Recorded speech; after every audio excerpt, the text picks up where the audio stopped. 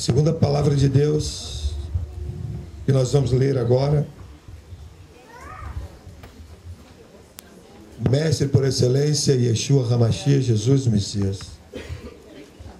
Com os seus discípulos, ele subiu a esse monte aqui. E vocês podem observar desse local onde vocês estão assentados. É um local muito privilegiado, porque lá você já vê o Quinéret, o Mar da Galileia. E depois que ele desceu desse monte, ele caminhou por aqui, andando, descendo por aqui, saiu lá no mar da Galileia, lugar que é chamado de Tabra, aonde ele multiplicou os pães. Diz a palavra que prevalece no Evangelho de nosso Senhor e Salvador Jesus, segundo São Mateus, no capítulo de número 5. E Jesus, vendo a multidão, subiu a este monte. E assentando-se, aproximaram-se dele os seus discípulos. E abrindo a sua boca, os ensinava, dizendo: Bem-aventurados os pobres de espírito, porque deles é o reino dos céus. Bem-aventurados que choram, porque eles serão consolados. Bem-aventurados os mansos, porque eles herdarão a terra. Bem-aventurados que têm fome e sede de justiça, porque eles serão fartos. Bem-aventurados misericordiosos, porque eles alcançarão misericórdia. Bem-aventurados limpos de coração, porque eles verão a Deus. Bem-aventurados pacificadores, porque eles serão chamados filhos de Deus. Bem-aventurados que sofrem perseguição por causa da justiça, porque deles é o reino dos céus. Bem-aventurados sois vós, quando vos injuriarem e perseguirem, e mentindo disserem todo o mal contra vós por minha causa. Exultai e alegrai-vos, porque é grande o vosso galardão nos céus, porque assim perseguiram os profetas que foram antes de vós. Vós sois o sal da terra, e se o sal for insípido, não tiver sabor, com que se há de salgar? Para nada mais presta, senão para se lançar fora e ser pisado pelos homens. Vós sois a luz do mundo. Não se pode esconder uma cidade edificada sobre o monte, nem se acende a candeia e se coloca debaixo do alqueire, mas no velador, e dá a luz a todos que estão na casa. Assim resplandeça a vossa luz diante dos homens, para que vejam as vossas boas obras e glorifiquem a vosso Pai que está nos céus. Não cuideis que vim destruir a Torá ou os profetas. Não vim abrogar, mas cumprir. Porque em verdade vos digo que até que o céu e a terra passem, nem um jota ou um tio se omitirá da Torá, sem que tudo seja cumprido. Qualquer, pois, que violar um destes mais pequenos mandamentos e assim ensinar aos homens, será chamado menor no reino dos céus. Aquele, porém, que os cumprir e ensinar, será chamado grande no reino dos céus. Porque vos digo que se a vossa justiça não exceder dos escribas e fariseus, de modo nenhum entrareis no reino dos céus. Ouviste que foi dito aos antigos? Não matarás, mas qualquer que matar será réu de juízo. Eu, porém, vos digo que qualquer que sem motivo se enraivar contra seu irmão, será réu de juízo. E qualquer que disser seu irmão raca, quer dizer louco, será réu do sinédrio. E qualquer que disser louco, será réu do fogo do inferno. Portanto, se trouxeres a tua oferta ao altar e aí te lembrares de que teu irmão tem alguma coisa contra ti, portanto, se trouxeres a tua oferta ao altar e aí te lembrares de que teu irmão tem alguma coisa contra ti, deixa ali diante do altar a tua oferta e vai reconciliar-te primeiro com teu irmão. Depois vem e apresenta a tua oferta. Concilie-te depressa com teu adversário, enquanto estás no caminho com ele, para que não aconteça que o adversário te entregue ao juiz e o juiz te entregue ao oficial e te encerre na prisão. Verdade te digo que de maneira nenhuma sairás dali enquanto não pagares o último centavo. Ouvistes que foi dito aos antigos? Não cometerás adultério? Eu, porém, vos digo que qualquer que olhar numa mulher para desejar, já em seu coração cometeu adultério com ela. Portanto, se o teu olho direito te escandalizar, arranca-o e atira-o para longe de ti, pois te é melhor que se percam dos teus membros do que seja todo o teu corpo lançado no inferno. E se a tua mão direita te escandalizar, corta e atira para longe de ti, porque te é melhor que um dos teus membros se perca do que seja todo o teu corpo lançado no inferno. Também foi dito, qualquer que deixar sua mulher, dê-lhe carta de divórcio. Queridos, eu quero que você preste atenção do que nós estamos lendo aqui, porque isso que nós estamos lendo aqui é o que se chama na Bíblia de o sermão da montanha, o sermão do monte. Esse é o monte. Aonde você está aqui é o monte. Aonde ele pregou todas essas mensagens, todos esses sermões, que a Bíblia chama de o sermão da montanha. Observem, queridos, que uma das coisas mais fantásticas que nós estamos fazendo em Eretz Israel, na terra de Israel, é você caminhar, passear por cima de cada página da Bíblia Sagrada. Desde a Brit Hashanah, desde o Antigo Testamento, a Antiga Aliança, até agora, quando nós estamos aqui falando do Brit Hadashah, que é o Novo Testamento, a Nova Aliança em Yeshua HaMashiach. E justamente neste lugar, aonde é chamada aqui na língua hebraica de Har HaOsher, o Monte das Bem-aventuranças, foi aqui que ele proferiu essas bem-aventuranças. O Senhor começou a dizer feliz, Baruch Rabá, bendito, feliz, é aquele. Isso é que é importante que nós prestemos atenção. A diferença que aquele que tem o Senhor é daquele que não tem. A diferença entre aquele que é santo e aquele que é profano está justamente nesse balizamento que o Senhor Jesus nos leciona através das bem-aventuranças. Ele, vendo a multidão, ele subiu ao monte. Eu quero que vocês observem que esse local onde você já falei, vou tornar a repetir, Jesus estabeleceu o seu quartel-general nessa região de Galil, da Galileia. Mais especificamente na cidade de Kfar Nahum. Kfar em hebraico é a aldeia, Nahum é o profeta, Nahum Hanavi, o profeta Nahum. Aonde nasceu o profeta Nahum? Nessa aldeia. Foi aí que ele começou, que ele colocou o seu quartel-general. Neste local, que era chamado de a Galileia dos gentios, dos Goim. Por que Galil dos Joim? Por que a Galileia dos gentios? Porque se você atravessar esse mar, como nós atravessamos ontem, do outro lado está Gadara. Gadara está num local muito maior. Gadara é um ponto, uma aldeia localizada numa área maior chamada Gerasa, ou Gergessa.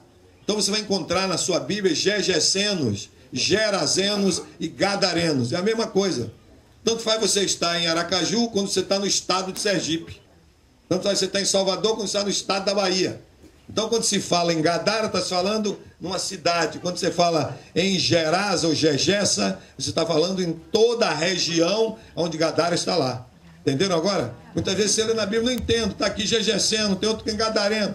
Outro tem outros nomes. Então por quê? Que é a região onde vocês viram. Jesus era judeu. E uma coisa que é importante vocês saberem. Jesus era judeu.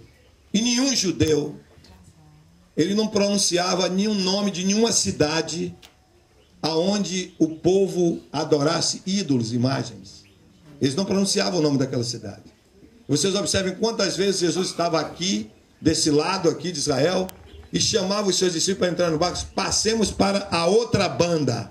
Passemos para o outro lado. Por que o outro lado? Porque o outro lado também fazia parte da Galileia. É outra banda, outra margem do mar da Galileia. Mas na outra banda estavam pessoas que adoravam deuses pagãos, deuses falsos, deuses de pedra, deuses de barro. Adoravam lá. Não é? E por isso, essas 10 cidades que estavam do outro lado, chamada em grego de Decápolis, as 10 cidades eram cidades pagãs. Eram cidades pagãs. Então, por isso que esses pagãos que habitavam, chamados de Goim, os Goim são aquelas pessoas que não são judeus, que é traduzido no português por gentios, ou pessoas que não estão em aliança com Deus. Olhe para a pessoa que está ao seu lado e diga: eu não sou Goim, eu não sou Goi, eu estou em aliança com o Deus da Bíblia, por Jesus Cristo. Então, eles estavam do outro lado, eles eram Goim. Daí porque a Bíblia diz assim, a Galileia dos gentios. Porque do outro lado estavam essas 10 cidades onde estavam morando os Goim. Onde nós estivemos ontem, nós estamos morando ali por esses dias, em Tiberia, na cidade de Tibérias, ou Tiberíades para nós na língua portuguesa, não é? Ali o Senhor nunca pisou. O Senhor Jesus nunca pisou os pés naquela cidade. E nunca ele falou naquela cidade. Nós temos que entender que Jesus era judeu e ele era um rabino judeu. Ele era um mestre judeu. E para os mestres do judaísmo, para os rabinos, tem lugares que são impuros para ele estar. Porque se ele chegar naquele lugar, ele vai ficar impuro para celebrar alguma coisa, vai ser mal recebido pelo povo que era judeu também. Então, aonde nós estávamos ali, naquela época de Jesus, ali era onde se sepultavam os mortos. Ali era cemitério. Tibérias era cemitério. E Herodes Antipas foi, pegou aquele cemitério todo e construiu uma cidade que nenhum judeu queria saber daquilo ali. Porque tinha sido cemitério. Né? Então Jesus nunca pisou ali, porque ele era rabino. E ele se pisava naquele solo ali, ele não podia entrar no templo, não podia ministrar para as pessoas não queriam ouvir, não é? Ele, não queriam ouvi-lo. Então esse é um costume do judaísmo. E principalmente nos momentos em que se aproximam as festas, ainda é pior ainda, porque o sujeito, se passar por algum lugar que vai se contaminar, ele vai ficar contaminado até quando terminar, só se pôr quando terminar o dia, né? Essa é a razão. E essa é a razão porque você vai encontrar rabinos ortodoxos aí que não vão querer apertar a mão de mulher, porque a mulher menstrua, e no período que ela está menstruada, ela é considerada imunda, pura. E se ele tocar na mulher, ele não sabe se está menstruada ou não, ele já fica logo impuro, porque ela pode estar. Entendeu como é o negócio? E aí vocês vão ter a oportunidade, se tiver alguma oportunidade de a gente apresentar algum rabino, deixe os homens apertar a mão. Né? Porque senão vocês vão ver uma coisa que lá na minha terra, no meu sertão, chama-se a dança da galinha. Na hora que você for para a mulher, vai apertar a mão dele, ele começa a chegar e para não tocar nele, porque senão ele vai ficar impuro. Somente hoje, né? Somente hoje que no pôr do sol é o Kabbalat Shabbat, a recepção do sábado, começa o sábado. E nós vamos celebrar isso hoje para vocês entenderem como é o Kabbalat Shabbat. Amém? Amém? De maneira que no momento que ele veio com os seus discípulos, logo a multidão o seguia. É uma coisa extraordinária quando a gente vê as multidões seguindo o Senhor Jesus. E até hoje nós vemos isso, vocês estão tendo essa visão aqui. Eu estava comentando ontem com a irmã Maílde, conversando com ela, com meus filhos, dizendo que coisa extraordinária, nós estamos vendo uma antevisão do arrebatamento da igreja, onde pessoas de todos os países, aldeias, nações, dialetos, línguas, vão estar juntos, né? Subindo para Sião celeste. E vocês veem isso aqui. E eu gosto de ficar perguntando. Quando eu estava esperando por vocês ali, eu estava perguntando ao povo que estava ali, várias pessoas que estavam ali de vários lugares, e a gente começa a ficar perguntando: de onde você é? Eu sou do Canadá. E você? Eu sou de Singapura. E você? Eu sou do Japão. Você? Sou da Coreia. Você? Sou dos Estados Unidos. Você? Eu sou da Inglaterra. Você? Eu sou da França. O outro sou da Itália. Está entendendo? Então você fica vendo que o mundo todo, aquilo que está falado pelo Senhor, através da sua profecia, que todos haverão de aliar, de subir a Jerusalém, de vir a Jerusalém. O mundo todo está voltado para Jerusalém. E eu faço questão de chamar a atenção de vocês nesse momento que nós estamos num dos lugares mais extraordinários, aonde Jesus proferiu isso aqui. Bem-aventurado os pobres de espírito, porque deles é o reino dos céus. Bem-aventurado. A Bíblia no Novo Testamento, ela foi escrita no grego koiné, na língua grega. E a palavra em grego, makarios, é a mesma em hebraico, baruch rabá, bendito, bem-aventurado, felizes. A tradução é felizes, diga felizes. Felizes. São os pobres de espírito, porque deles é o reino dos céus. Vale a pena a gente chamar atenção para vocês entenderem isso mais a miúde. Pobre de espírito não quer ser um sujeito espírito de porco. Tem um sujeito que é pobre de espírito, é um miserável. Não é isso que Jesus está falando. Jesus está falando que pessoas que são pobres de espírito são pessoas que se quebrantam. Pessoas que descobrem uma coisa que Yohanan Hamatebil, que João Batista descobriu. Observe que o Senhor Jesus chegou e disse assim: porque nascido de mulher, não existe ninguém maior do que João Batista. Quando a gente ouve, quando a gente lê o Senhor Jesus falando isso, a gente fica completamente impactado. Porque Jesus, ele não apareceu, não nasceu num ovo de galinha, nem também ele nasceu num repolho. Nem apareceu. Ele nasceu de uma mulher. E o que ele disse? Porque não existe ninguém nascido de mulher que seja maior do que Yohanan Hamatebil, do que João Batista. Jesus está o quê? Está se incluindo. Já entenderam isso? Vocês conseguiram entender o que ele está dizendo? Estão entendendo bem o que ele está dizendo? Que não existe ninguém nascido de mulher que seja maior do que João Batista. Jesus está declarando isso. E ele nasceu de mulher, uma virgem, mas era uma mulher. Você sabe a razão por que Jesus declara isso? Humildade. Jesus declara isso, sabe por quê? Porque João Batista disse: o que importa mesmo é que cada dia eu desapareça, eu diminua e Jesus entre em evidência. No reino de Deus, diga, no reino de Deus, a arte de subir é saber descer. A Bíblia diz: põe a tua boca no pó, porque talvez haja esperança. Queridos, preste atenção a isso. Pobre de espírito é isso. É uma pessoa que cumpre a ordem, o imperativo de Deus, quando diz: humilhai-vos, pois, debaixo da potente mão de Deus, para que no tempo de Deus, Deus vos exalte. Isso é pobre de espírito. É uma pessoa que entende, que compreende, que no reino de Deus só existe lugar para uma única e exclusiva estrela.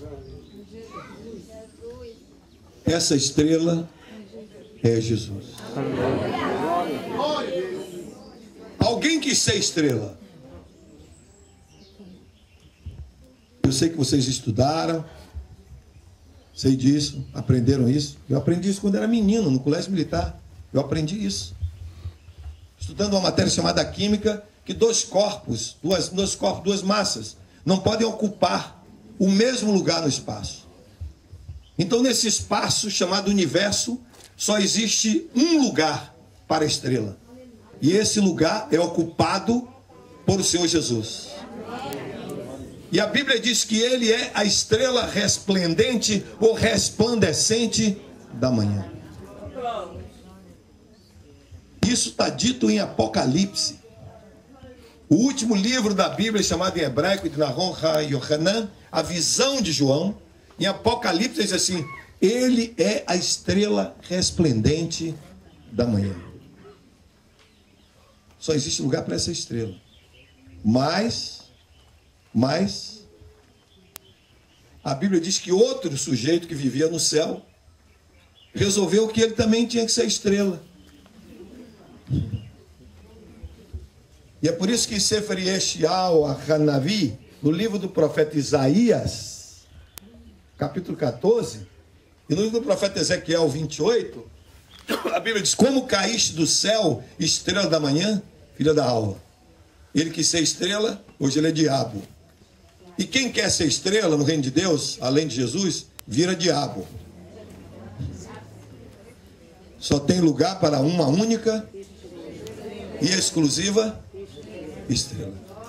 E a pessoa que discerniu isso pelo poder do Espírito Santo, o profeta Yeshayahu HaNavi, o profeta Isaías, ele também diz lá em Lamentações de Jeremias, o profeta Jeremias, lá em Lamentações de Jeremias, ele diz isso: que as misericórdias de Deus são a causa de nós não sermos consumidos, destruídos. E elas,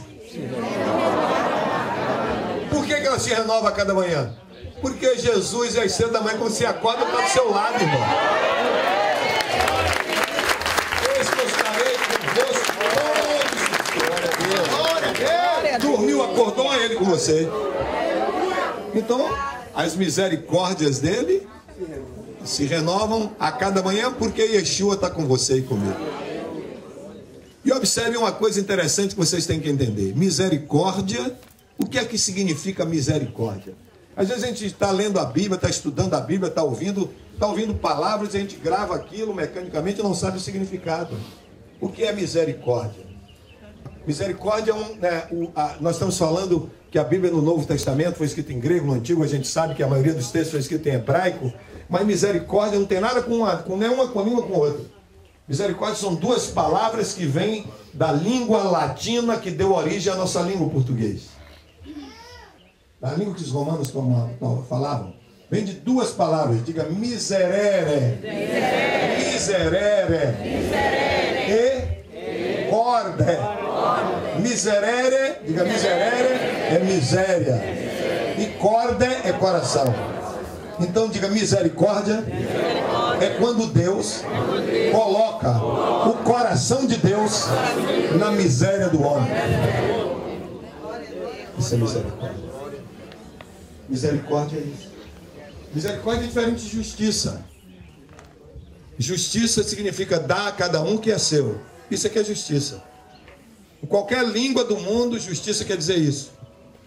Os grandes jurisconsultos da antiguidade, os homens que sentiram pela primeira vez justiça, a começar no maior cadinho do direito que hoje toda a humanidade abeberou, que é a Grécia, não é?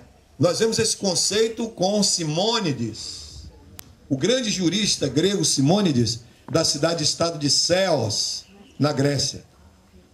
Quando ele dizia tota casto ofelômena apodidonai, justiça é dar a cada um o que é seu. Quando se diz fazer justiça, é dar ao sujeito o que é o direito dele. É seu, tome de volta. Isso é justiça. Começou na Grécia. Os romanos aprenderam direito, aprenderam a cultura jurídica na Grécia. Nós vamos encontrar o Piano falando isso. O Piano, o grande jurista romano, falando sobre isso.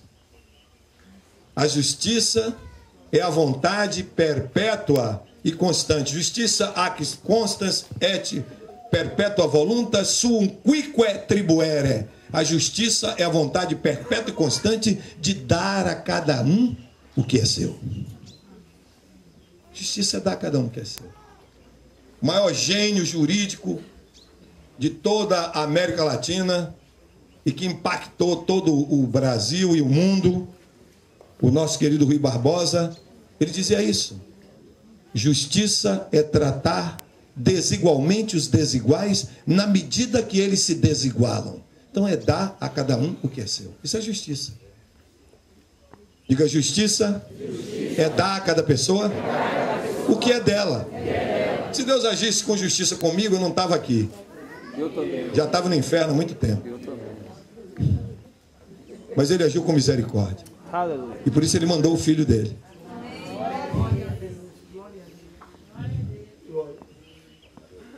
Ele mandou o filho dele.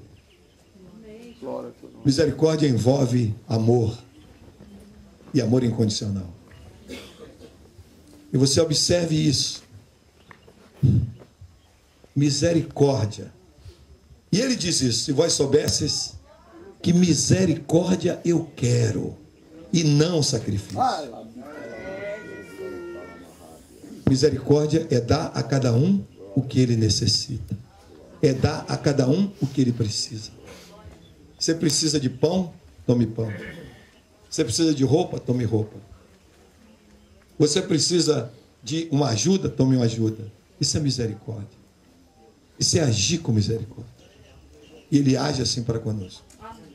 E uma das coisas que mais me impactam é justamente quando eu vejo isso.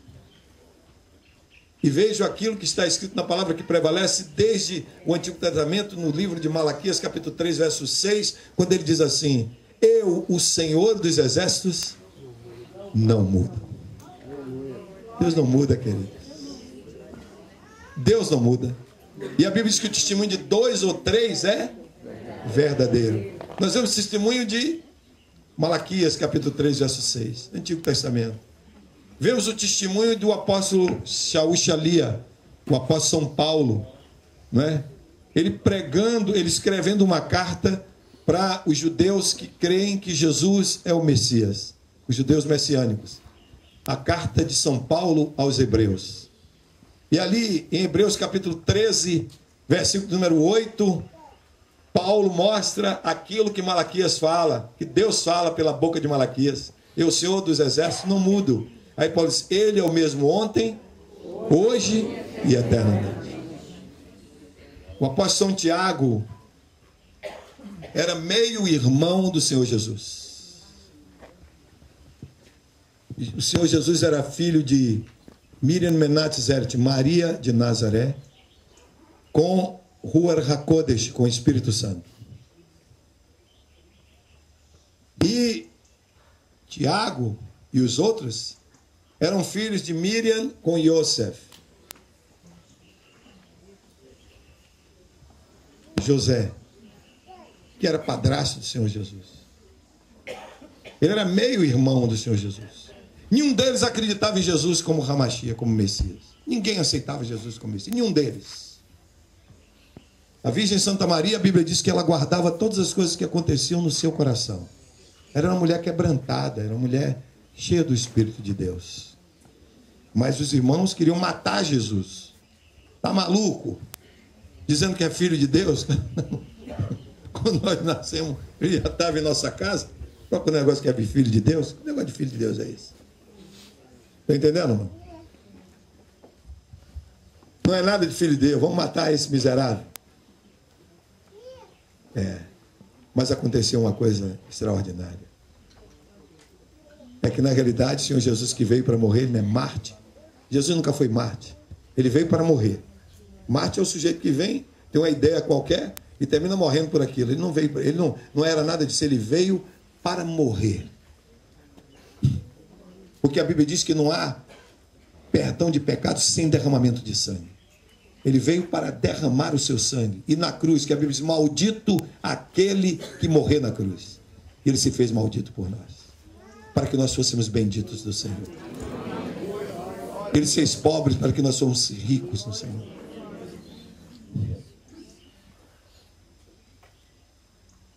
E observe que naquele momento em que ele morre e ele ressuscita de entre os mortos, todos aqueles que o seguiam com medo se esconderam no lugar que vocês vão conhecer, quando nós estivemos em Jerusalém. Ficaram escondidos ali, com medo de morrer também. E o Senhor Jesus chegou ali. E ali estava a Virgem Santa Maria, com os seus filhos.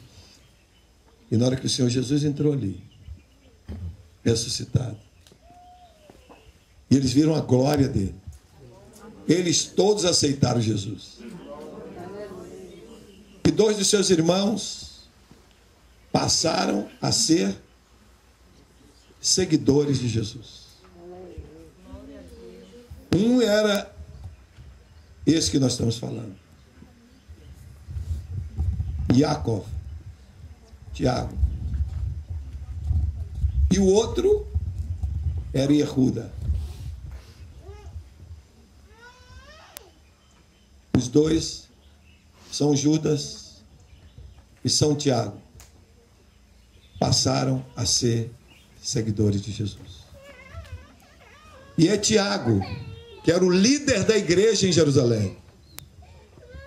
As pessoas pensam que o líder da igreja era São Pedro, mas não era. A Bíblia é muito clara. Tiago era irmão do Senhor. Pedro, Tiago e João eram as colunas da igreja. Mas Tiago era quem era o líder da igreja primitiva. E é Tiago que escreve em Tiago 1,17 na Bíblia. Toda boa dádiva e todo o bom presente vem do alto. Procede do Pai das luzes, que não muda e em quem não há sombra de variação. Ele não muda e nele não há sombra de variação. Ele é o mesmo ontem, hoje e eternamente. Quando você chega no livro de Apocalipse, eu quero dizer isso para vocês. Qual é o livro mais importante da Bíblia? Hein? O livro mais importante da Bíblia é o livro de Apocalipse. Porque a fidelidade, a autenticidade de cada mensagem está na pessoa do mensageiro. Claro que Deus falava com o mensageiro. E o mensageiro falava da parte de Deus. Mas quando você chega em Apocalipse, quem é o mensageiro? Não. João estava na ilha de Patmos. E de repente diz a Bíblia que João ouviu uma voz, vamos dizer no português de hoje, uma voz de FM. Quando a Bíblia fala uma voz de muitas águas, é uma voz bem alta, audível. Uma voz poderosa que falava atrás dele. E ele não sabia quem estava falando. E a Bíblia diz assim, João falando, virei-me para ver com quem eu falava. E quando eu me virei, eu vi um como filho do homem.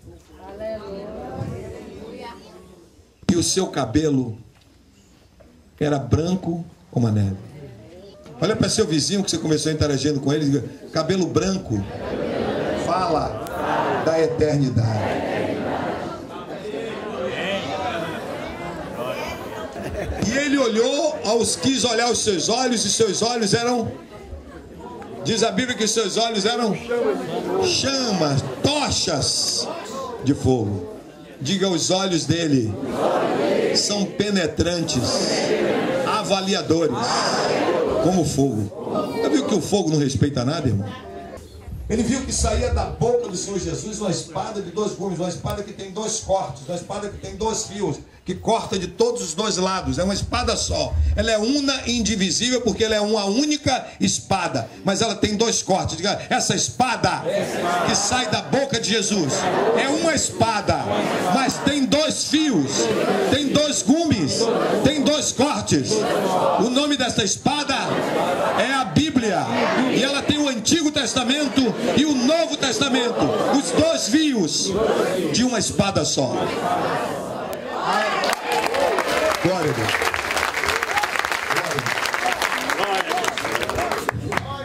E o apóstolo São Paulo, escrevendo para judeu que sabia disso, lá em Hebreus capítulo 4, verso 12, ele diz, porque a palavra de Deus, ela é viva e ela é eficaz.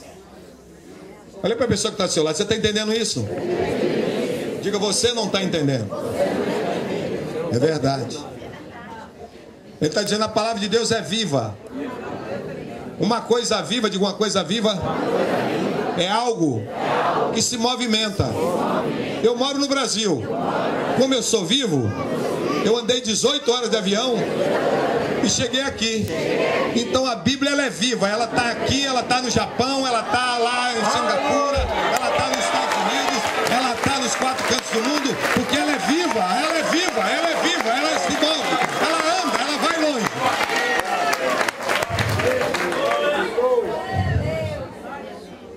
Olha o que ele diz, que a palavra de Deus, ela é viva e eficaz. É algo que é eficaz, algo que cumpre o objetivo para o qual ela existe. Não deixa ninguém ter dúvida, ela entra e ela resolve o problema. Ela funciona com eficiência, com eficácia. É isso a palavra de Deus. E ele diz, é mais penetrante do que uma espada de 2 gumes. E penetra até a divisão da alma e do espírito. Olha para a pessoa que está do seu lado, você entende isso? Você consegue entender isso? Você não entendeu nada disso. Porque ela penetra a divisão da alma, diga alma e espírito. São 2 coisas diferentes. A gente sabe que quando a gente, principalmente quem cresceu no sertão, tem a ideia de que a alma do outro mundo é a mesma coisa de espírito. É fantasma.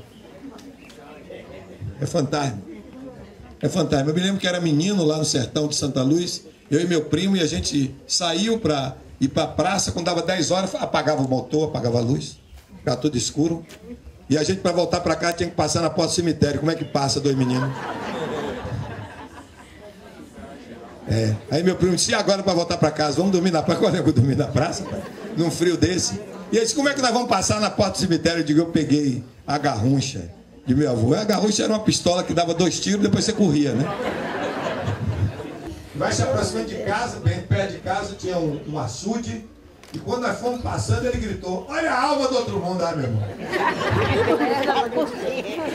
Eu vi um pouco assim do lado dele. Quando eu olhei, eu vi mesmo a alma branca subindo assim. Quando subiu, meu amigo, a reação foi pegar a garruncha e meter bala na alma, largar a garruncha e sair correndo. E aí fomos para casa, tremendo como o quê? Eu digo, e ele disse: daí eu digo: não sei, rapaz, foi uma reação maluca, eu meti fogo na alma. E ele fez: e a garruncha de vovô? Eu digo: rapaz, ficou lá junto da alma. Era 2 tiros. Quando chegou no outro dia de manhã, eu tô vendo aquela zoada, aquele negócio terrível, uma confusão dentro de casa. Acordei, minha avó disse: alguns malucos meteram bala no meu lençol. Eu botei o lençol para secar, esqueci. Entendeu? Aí a gente, olha, pelo menos uma coisa a gente já descobriu que não existe: alma do outro mundo. Então, querido, alma, diga alma. Alma. Nas línguas que a gente considera línguas bíblicas, a língua hebraica, Antigo Testamento, a língua grega no Novo Testamento, e também consideramos língua bíblica o latim. Porque Jerônimo, que ele traduziu a Bíblia para o latim, chamada Vulgata Latina, no jardim. O latim vulgar é a Bíblia no latim, completa. Então essas 3 línguas nós consideramos línguas bíblicas. Então no hebraico a palavra nefesh, diga nefesh. Nefesh é alma. Diga alma. Nefesh. E nefesh, alma, é cérebro. É a mente.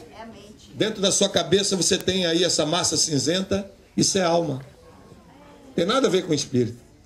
Espírito no hebraico é ruar. Diga ruar. Você lembra de rua onde você mora? Agora bote um R no fim, diga ruar. Pronto, ruar é espírito. E ruar em hebraico quer dizer bafo, quer dizer fôlego, quer dizer sopro, quer dizer vento. Por quê? Porque o Deus da Bíblia soprou o seu bafo, o seu hálito em Adão, e ele recebeu o espírito vivente. No grego do Novo Testamento, a palavra alma, que é cérebro, é mente, é feminina. Psique. Psique é mente, é alma, é cérebro. E a palavra espírito é pneuma. Diga pneuma. Pneuma tem o mesmo significado de ruar, é vento, é sopro, é hálito, é bafo. E em português nós temos essa palavra. 2 palavras em português formam uma coisa que todo mundo conhece. A palavra pneuma do grego e a palavra caixa, tekon. Tekon, pneuma mais tekon, deu pneumatekon, que em português é pneumático, é uma câmara de ar. Então pneuma é o quê? Ar. Fôlego de Deus. Entenderam bem? No latim é a mesma coisa.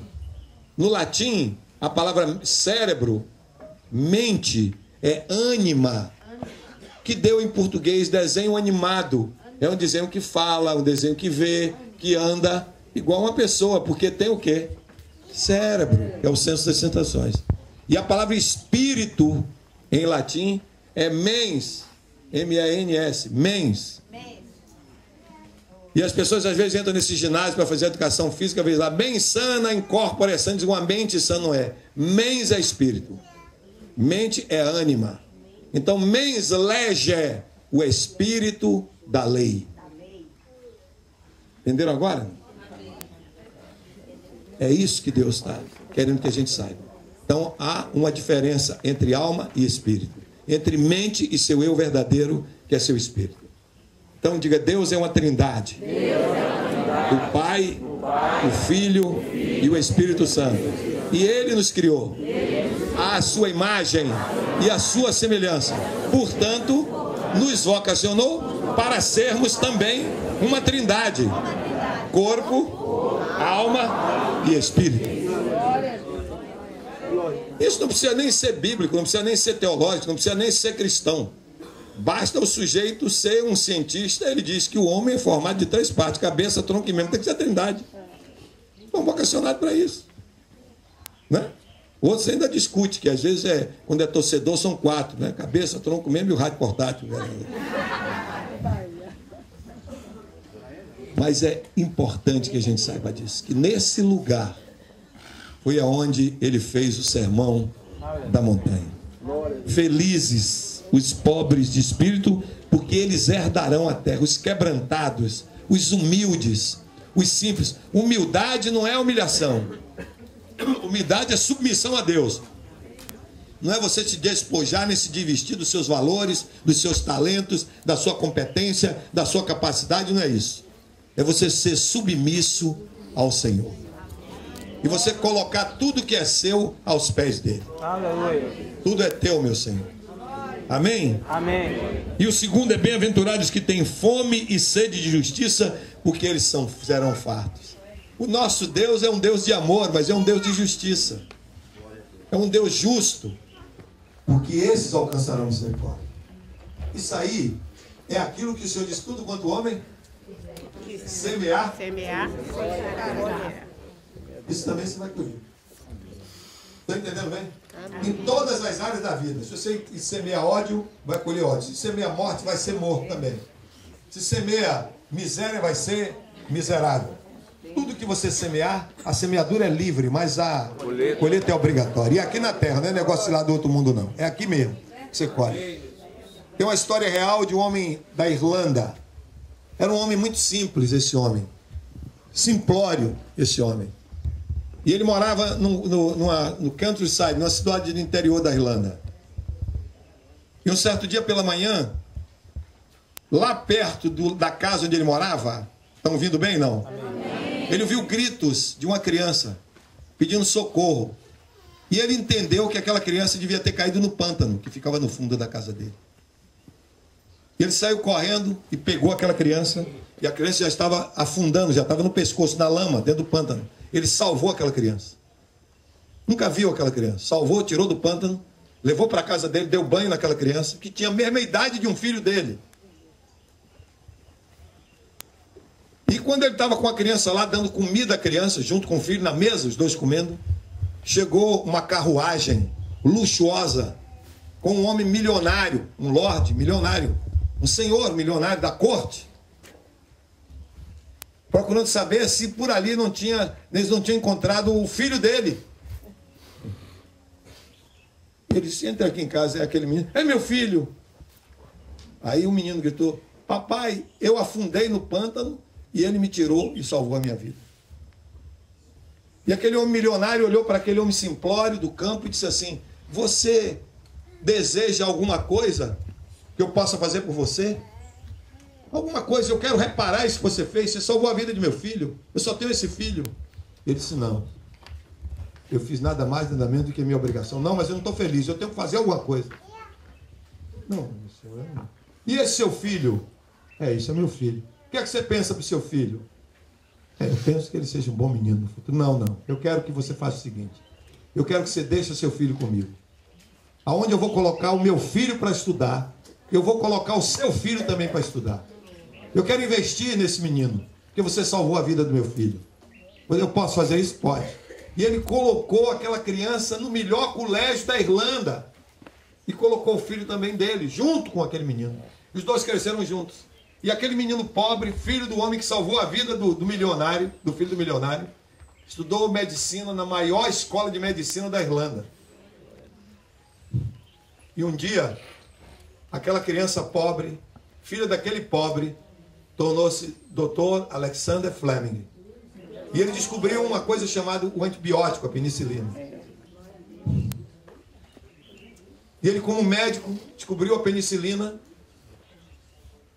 Um dia, ele recebe no consultório dele, na Irlanda, a pessoa daquele homem milionário que era o seu segundo pai. O senhor veio aqui, meu pai? Vim. O seu irmão, meu filho, que seu pai salvou, está morrendo no hospital. E ele foi no hospital para ver o que era. E o menino estava com uma infecção. E ninguém sabia nada. Como é que vai curar a infecção? Não tinha antibiótico. Como é que curava? Ele saiu e descobriu um negócio aí, viu? Um negócio chamado penicilina. A gente vai meter nesse menino aí. O pai salvou o filho. E o filho salvou o outro mesmo filho. É dando que se recebe. É dando que se recebe. É dando que se recebe. É assim que acontece, foi assim que o Senhor disse. E não esqueçam desse judeu irlandês, Sir Alexander Fleming. Mas o Senhor sempre levanta um pacificador. Alguém cheio dessa compreensão da paz, da unção da paz. E alguém que é pacificador é alguém que mostra no mundo o caráter do Senhor Jesus, que a Bíblia diz assim: e quando ele derramou o sangue da sua cruz, ele estabeleceu a paz entre os céus e a terra. Ele é o Sar Shalom, ele é o príncipe da paz.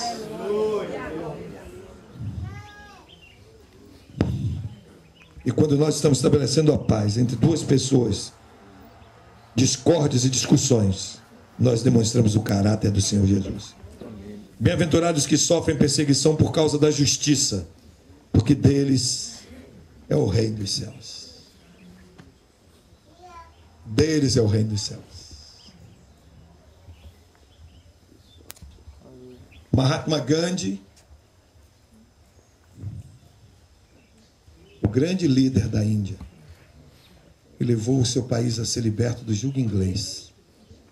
Ele certa vez declarou uma coisa extraordinária: o Cristo que vocês pregam, eu quero, mas o cristianismo que vocês vivem, eu não aceito.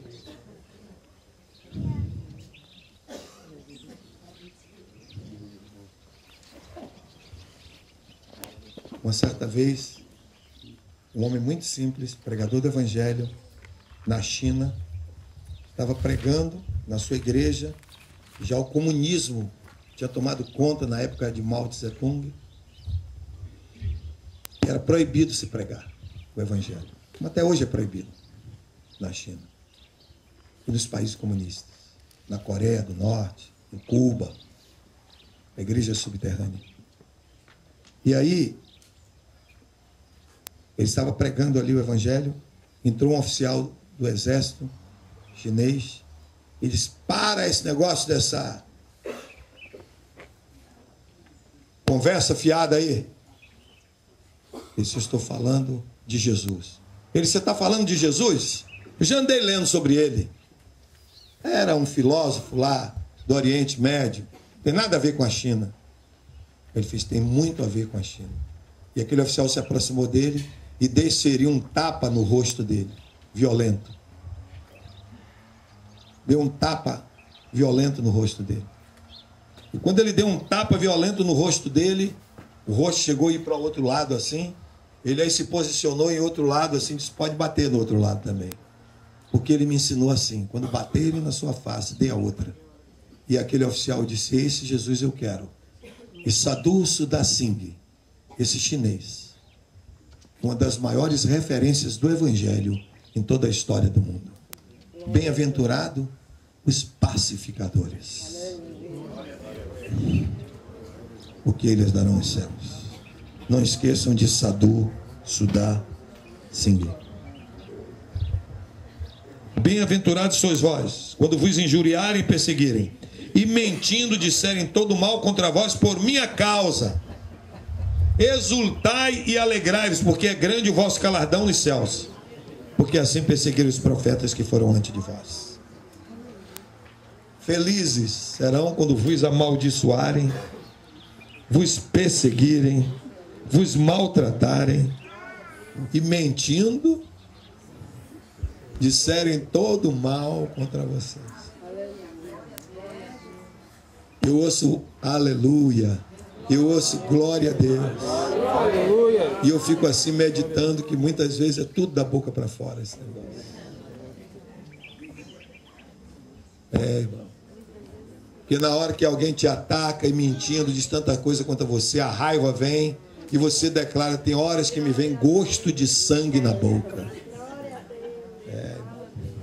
É assim. É assim. Ah, bispo Átila Brandão, porque eu não sei, eu tenho assim um pavio curto, bispo. Olha, eu sou crente. É mesmo, irmão? É. Em quem? Eu sou crente em Jesus. Ah, é Jesus?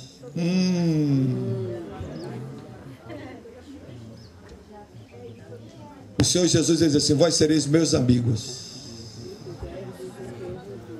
se fizerdes o que eu vos mando fazer.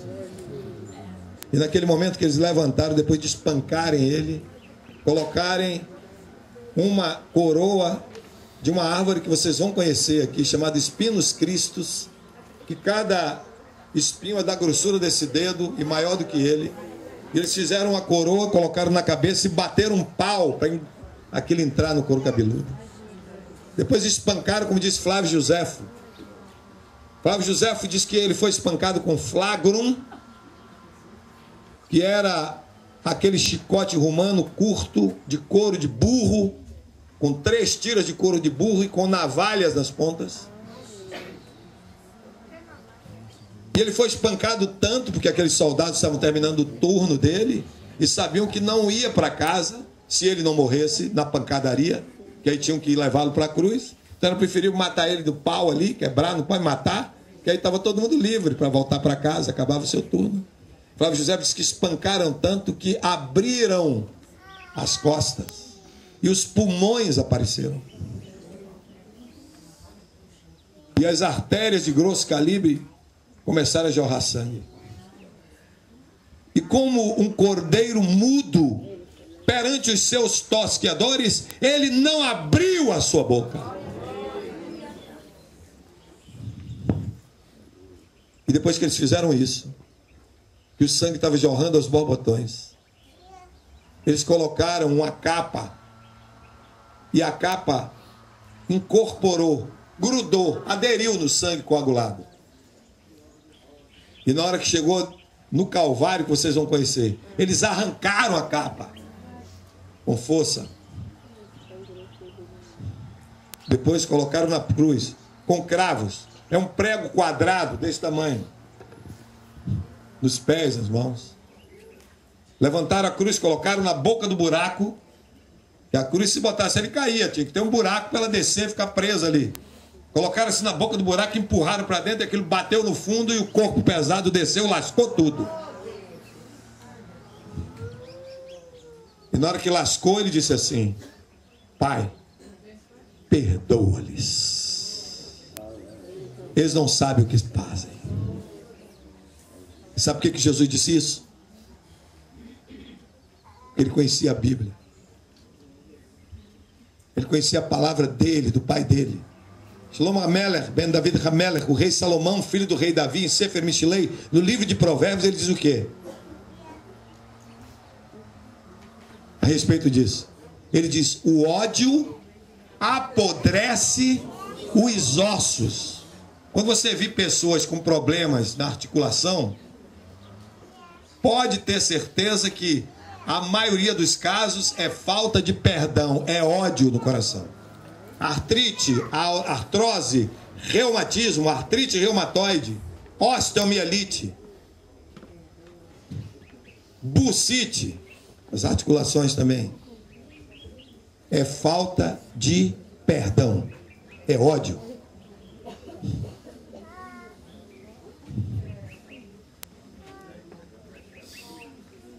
É ódio.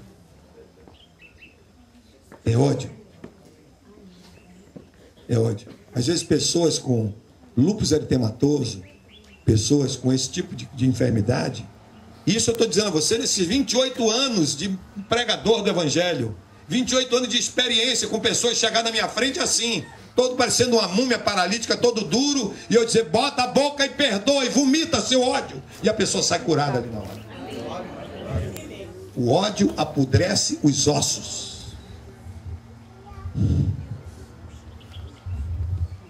Ele nunca guardou ódio para si. Uma das coisas que mais nos ensinam ali é no momento que ele vai para a cruz, e nós vamos chegar lá, vamos conversar com isso. Ele está no Getsemani, no Getsemani, no lagar de azeite, orando ali. E ele diz a eles assim: olha, agora o príncipe das trevas está chegando, o diabo está chegando aqui, é a hora dele. E ele está chegando, ele vem para aqui, ele está chegando agora. E eu quero que vocês saibam que o diabo não vai encontrar nada dele em mim.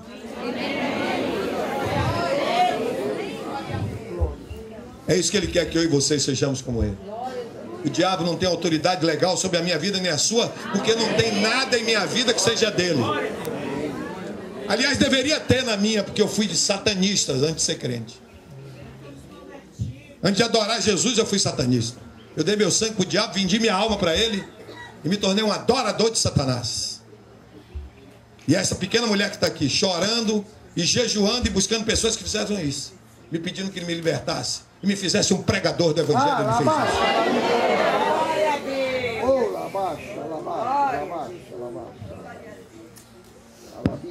Bem, querido, nesse momento, esse lugar é muito especial. Eu não estou preocupado com o horário, eu estou preocupado com Deus. E o que nós estamos fazendo aqui é dando o dízimo de nosso tempo a Ele. E nesse momento nós vamos fazer um momento de oração. Você vai orar por você. Você vai orar pela sua família. Você vai orar pelo seu país, pelo Brasil. Você vai orar pela paz desse país aqui. Como é o imperativo dele em Salmos 122, 6. Shalu, Shalom, Yerushalayim, Ishilai, Havair, orai pela paz de Jerusalém. Prosperarão todos que te amam. No momento que você ora pela paz daqui, você recebe a prosperidade, tanto material quanto espiritual. Ele está dizendo isso. Orem pela paz, porque é dando que você recebe. Você manda a paz vai para você lá no Brasil. Alguém da sua família que está em pé de guerra com o marido ou vice-versa, mulher com marido, marido com mulher, alguém que está com problema na família, filho que não fala com pai, pai que não fala com filho, irmão que estão brigados, são inimigos. Na hora que você chega aqui, que você ora e intercede pela paz de Jerusalém, pela paz de Israel, a paz chega à tua casa. Não esqueça, aqui é a terra onde ele nasceu, a terra onde ele viveu. É por isso que nós estamos aqui. Amazing grace, how sweet the sound that saved a wretch like me.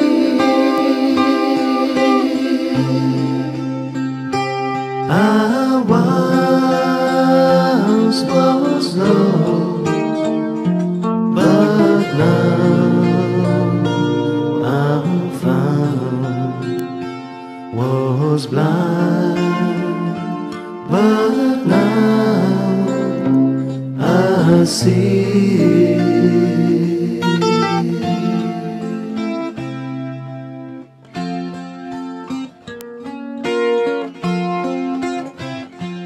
Cause though Natan Adchar Libi Vechazdo Et Chadain Bevi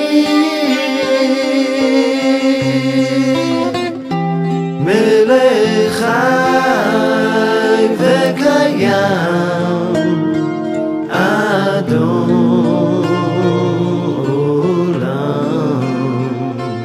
Vechazdo Et Darki